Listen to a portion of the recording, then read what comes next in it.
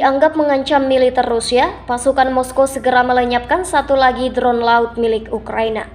Rekaman detik-detik serangan diunggah di Telegram pada Rabu 18 September 2024. Tampak pasukan Rusia menembak dengan senapan mesin dan senjata lainnya dari atas helikopter. Dalam keterangan unggahan disebutkan, inilah momen penghancuran kapal tak berawak angkatan bersenjata Ukraina lainnya di Laut Hitam. Pada Juli 2024 kemarin, drone Angkatan Laut Ukraina dikabarkan sukses menyerang sebuah pelabuhan di kota Novorossiysk di Krasnodar Krai, yang menjadi tuan rumah pangkalan Angkatan Laut Armada Laut Hitam Rusia, menurut laporan lokal.